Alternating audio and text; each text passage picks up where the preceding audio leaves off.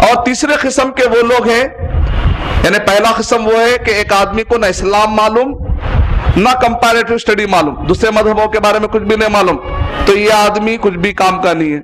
یہ لوگ بس جانور کی طرح لائف گزار رہے ہیں، نہ اسلام معلوم نہ دوسرے مذہبوں کے بارے میں۔ دوسرا آدمی کون ہے؟ جس کو اسلام کے بارے میں بھی معلوم ہے اور دوسرے مذہبوں کے گمراہیوں کے بارے میں معلوم ہے۔ یہ آدمی ہے جو اسلام کا چسکا سمجھ سکتا، یہ آدمی ہے جس کو اسلام کا سینس سمجھ میں آئے گا، ریالٹی سمجھ میں آئے گی۔ تیسرے قسم کا وہ آدمی ہے جو اسلام سمجھتا ہے لیکن دوسرے مذہبوں کی گمراہیاں نہیں سمجھتا، اس کو اسلام کی حقانیت سمجھ میں اتنی نہیں آ سکتی۔ اور چوتھا وہ ہے جو دوسرے مذہبوں کے بارے میں خوب جانتا ہے لیکن اسلام کے بارے میں کچھ بھی نہیں جانتا، تو یہ آدمی بھی سراسر نقصان میں۔ تو بہترین آدمی کون ہے؟ جو اسلام کے بارے میں بھی زیادہ معلومات حاصل کرے اور دوسرے مذہبوں کی گمراہیاں بھی معلوم کرے، تب جا کے وہ خود بھی اچھا ایمان والا ہوگا، دوسروں کو سمجھانے میں بھی اس کو مدد ملے گی۔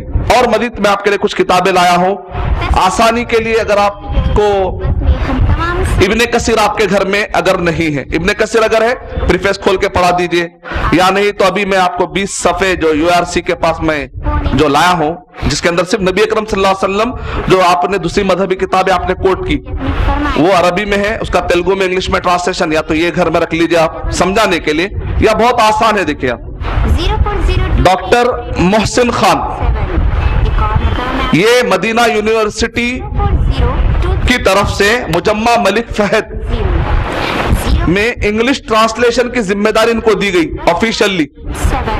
جب یوسف علی، اس سے پہلے جو ترجمہ تھا وہ شیخ یوسف علی کا انگلش میں ترجمہ تھا، لیکن اس کے اندر چونکہ وہ بہرے تھے اور کئی اس کے اندر شیعہ کی باتیں آ گئی تھی، تو لہذا سعودی عرب میں اس پورے قرآن مجید کے نسخوں کو جلا کر پھر اس قرآن مجید کو پروموٹ کی، اس کا ترجمہ، وہ ٹرانسلیشن جو انہوں نے کیا تھا اور جو اس کے اندر پریفیس تھے، اس کے اندر کئی باتیں شیعہ کی اور بہروں کی آ گئی تھی اس کے اندر، اور آخرت کے بارے میں، فرشتوں کے بارے میں تعویلات کر دیے تھے، وہ میٹافوریکل ایسے کچھ باتیں، تو لہذا اس کو سعودی گورنمنٹ نے وہ ٹرانسلیشن اور وہ تفسیر کو جلا کر اس کو برخاست کر دیا۔ پھر اس کے بعد الگ سے آرڈر دے کر 40 بڑے بڑے اکابر علماء جب تک اس کو پروف نہیں کریں گے باہر نہیں آئے گی۔ اس لحاظ سے ڈاکٹر محسن علی خان اور تقی الہلالی ان کی نگرانی میں یہ پورا مکمل ٹرانسلیشن سعودی عرب کی طرف سے باہر آیا، اور اس کے اندر تفسیر بھی ہے، آپ اس کے اندر پریفیس میں دیکھیں گے۔ اور اسی طریقے سے آخری میں کچھ نوٹس انہوں نے بنائے مکمل، جب یہ آخری میں ڈاکٹر محسن علی خان کا جو ٹرانسلیشن ہے، اس کے آخری میں اگر آپ دیکھیں گے تو پورا مکمل عیسائیت اور یعنی بائبل سے پروف کیا انہوں نے کہ عیسیٰ علیہ السلام خدا نہیں ہے، نہ خدا کے بیٹے ہو سکتے ہیں، بلکہ بائبل سے انہوں نے ثابت کر دیا کہ بائبل کے اندر خود کرپٹڈ کئی باتیں ہیں۔ اس طریقے سے انہوں نے باقاعدہ اس کے اندر کمپائل اسٹڈی کے حوالے انہوں نے بھی استعمال کیے۔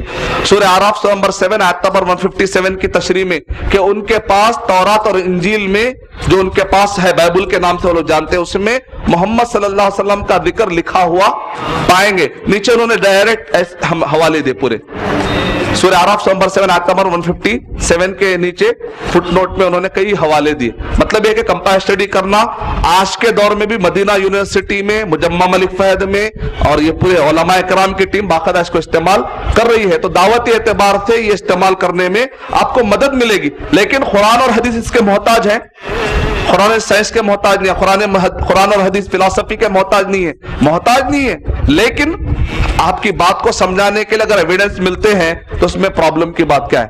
آم کے آم گٹلیوں کے دام بولتے ہیں، یہ ایک ہے، یہ ہے جو ہم کو سلیبس میں پڑھایا جاتا ہے، اس کے اندر بھی بائبل بھری ہوئی ہے پوری۔ یہودیت اور نصرانیت، یہ پی ایچ ڈی اس ٹاپک یہودیت اور نصرانیت پر ڈاکٹر سعود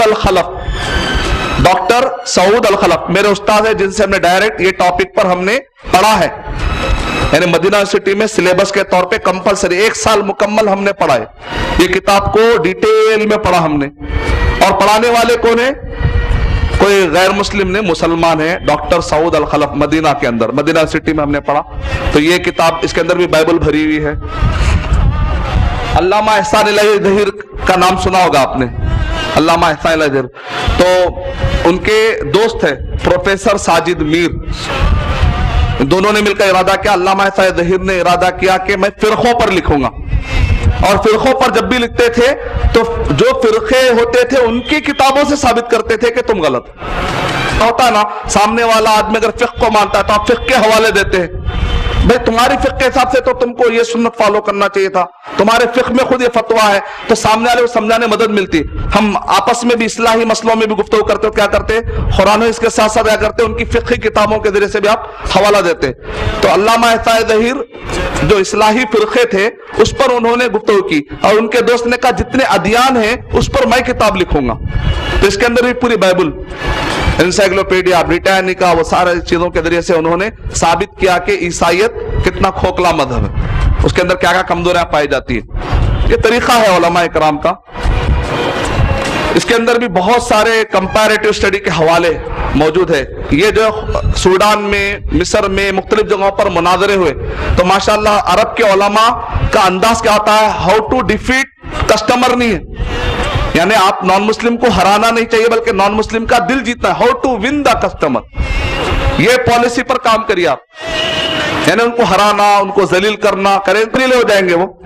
اس لیے غیر مسلم کو ہرانا نہیں ہے ٹاپک, غیر مسلموں کو جتانا ہے, ان کو جہنم سے بچا کر. نتیجہ کیا نکلا, اس کے اندر جو ہے جتنے بھی لوگ مناظرہ کرنے آئے تھے ماشاءاللہ پروگرام ختم ہونے سے پہلے مناظرہ کرنے والے پورے کلمہ پڑھ لی. اس کا نام انہوں نے رکھا مناظرہ بین الاسلامی والنصرانیہ. اس کو مناظرہ کبریٰ بھی بولتے ہیں, بہت بڑا مناظرہ. یہ بالکل 10 سال سے پہلے پیش آیا, الحمدللہ اس کی وجہ سے کافی اثر پڑا. اظہار الحق, یہ بھی بہت بڑے عالم ہے اس کے اندر بھی, یعنی کہ حنفی اگر کہتے ہیں کہ بھئی نہیں ہمارے پاس کے علماء کی مثال دیجئے تو ایک حنفی عالم تھے, لیکن بہت معتدل عالم تھے.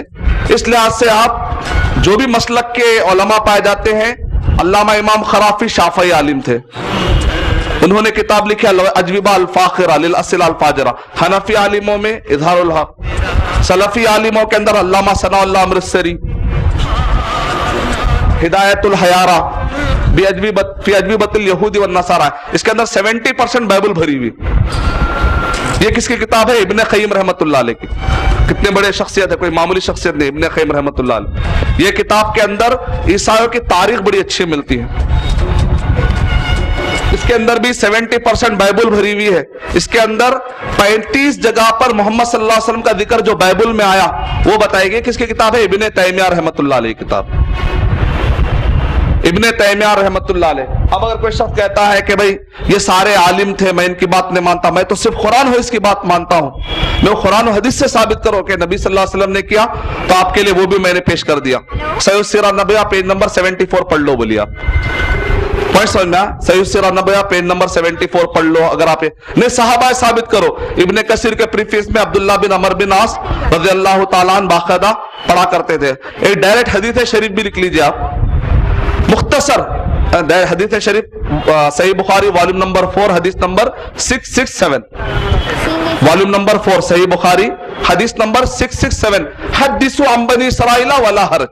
تم بنی اسرائیل کی باتیں بیان کرتے ہو, اس میں کوئی بھی بری بات نہیں ہے. نبی صلی اللہ علیہ وسلم خود کہہ رہے ہیں بنی اسرائیل سے تم باتیں بیان کر سکتے ہو, اس میں کوئی بری بات نہیں.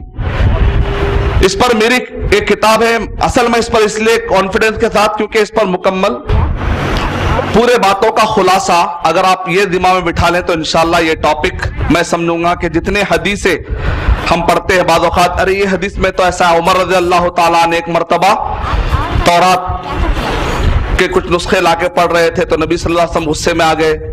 پھر ایک طرف ہم کو یہ روایت ملتی, دوسری طرف صحیح بخاری کی یہ روایت ملتی ہے کہ نبی صلی اللہ علیہ وسلم کہہ رہے ہیں حدثوا عن بنی اسرائیل ولا حرج, کوئی بات نہیں ہے, تم بنی اسرائیل کی باتیں بیان کر سکتے ہو. تیسری طرف کہہ رہے ہیں جب اہل کتاب تم سے کچھ بھی بات کریں تو ان کی باتوں کو تم مانو نہ انکار کرو. ہو سکتا ہے کہ ان کی باتیں صحیح ہو اور تم انکار کر دو, ہو سکتا ہے کہ ان کی باتیں غلط ہو اور تم مان لو, نہ مانو نہ تم انکار کرو. تو یہ 3 الگ الگ ٹائپ کے آپ کو حدیثیں مل رہی, ٹھیک ہے. اس کا جواب کیا ہے؟ اس کا مختصر میں آپ کو جواب اس لیے دے رہا ہوں کیونکہ